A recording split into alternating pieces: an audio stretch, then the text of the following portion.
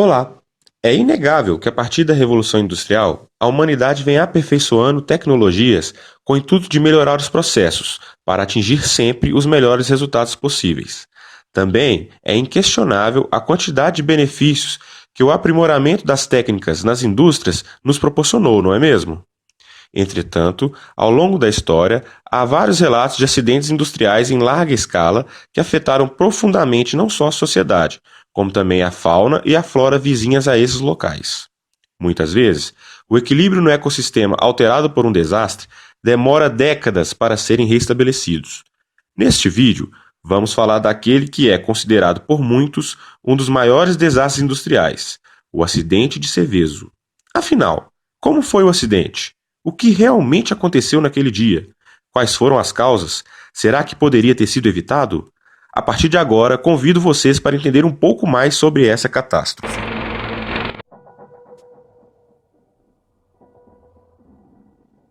A indústria química Iquemesa pertencia à multinacional suíça Hoffmann-La Roche, uma indústria farmacêutica.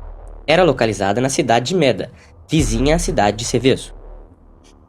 Para a obtenção do tetraclorofenol, matéria-prima para a produção de herbicidas, era necessário, basicamente, fazer a mistura de 3 componentes químicos em um reator: tetracloro de benzeno, etileno glicol e hidróxido de sódio.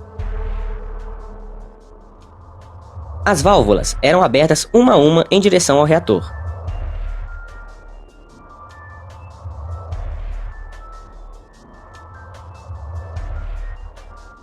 Controladores de nível indicavam a quantidade de produto no interior do reator.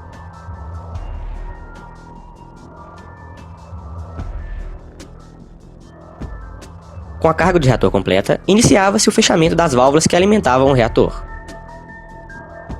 Essa mistura reagia e liberava calor, reação isotérmica, e, consequentemente, elevava a pressão no interior do reator. Para diminuir a temperatura, era acionado manualmente no painel de controle o sistema de refrigeração com água.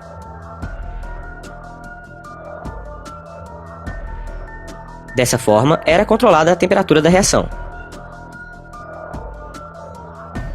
O acidente, sábado, 10 de julho de 1976, 12 horas 30 minutos. Neste dia, não havia operadores na fábrica e, erroneamente, os 3 componentes foram deixados no reator.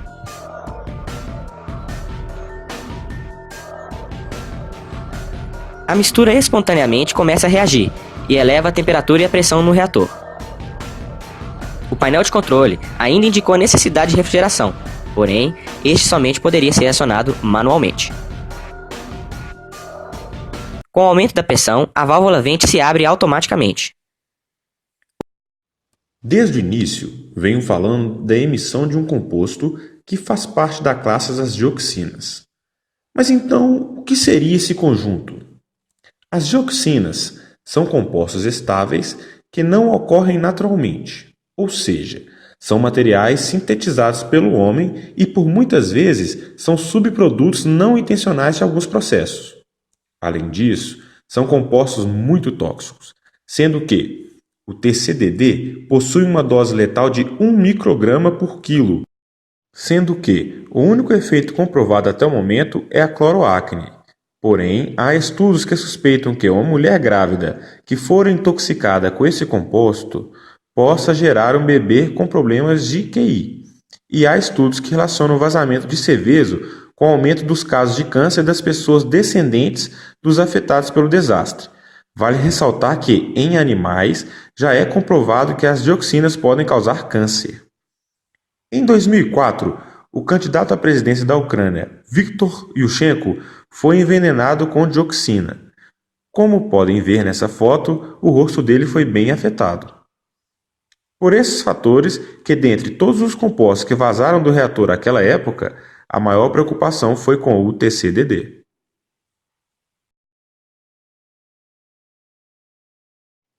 Consequentemente, quantidades significativas de tetracloro de benzeno, dioxina letal, que é conhecida também como TCDD, foi liberada diretamente na atmosfera. A nuvem venenosa atingiu territórios das cidades de Meda, Cesano Maderno, Desio e Seveso, num total de uma área de 1.800 hectares. Devido à direção do vento, a cidade de Seveso foi a mais atingida. De acordo com relatos da época, pássaros atingidos pela nuvem tóxica começaram a cair do céu e crianças foram hospitalizadas com diarreia, enjoos e irritação na pele. Porém, somente 29 horas depois do acidente, as autoridades foram informadas sobre o vazamento da fábrica. Entretanto, informaram de forma equivocada que a emanação foi de triclorofenol e não do TCDD. Eles só admitiram que houve a emissão dessa dioxina, TCDD, 10 dias depois do acidente. Além disso, a evacuação da população vizinha só aconteceu 17 dias após o acontecido, o que aumentou o tempo de exposição a esse veneno. A amplitude desse acidente é assustadora. 30 mil moradores da redondeza foram atingidos e 75 mil animais morreram ou tiveram que ser abatidos.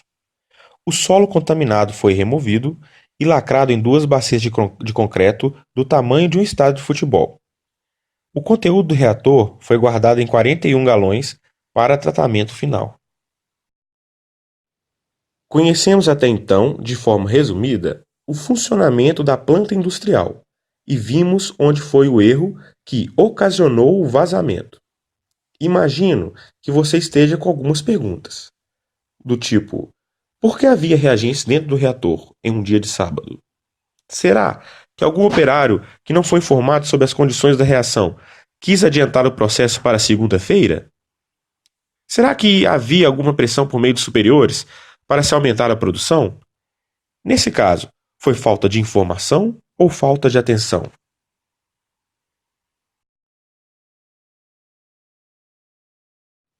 Após conhecermos todos esses aspectos relacionados ao acidente, suas consequências e demais informações sobre os temas envolvidos, podemos voltar nas questões das causas do acidente. Será que, se fossem esquecidos reagentes em uma planta industrial do século XXI, essa catástrofe teria acontecido? Lembre-se que precisava de um operador para acionar manualmente a água que resfriava o reator. Como hoje em dia a maioria das grandes empresas os processos são automatizados, a água seria acionada automaticamente, evitando o superaquecimento do reator. Assim, se naquela época houvesse essa tecnologia automatizada, provavelmente não haveria acontecido a catástrofe. Outra questão é a prevenção de acidentes. Em comparação com os dias atuais, na década de 70 não havia muita fiscalização e nem estudos na área de segurança do trabalho.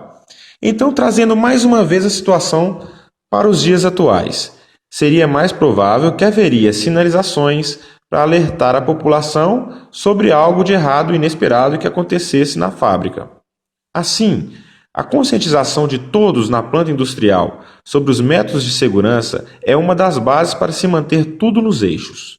Por mais que os colaboradores e seus superiores possuam conhecimento teórico e técnico avançados, devem ser desenvolvidos também a comunicação entre eles.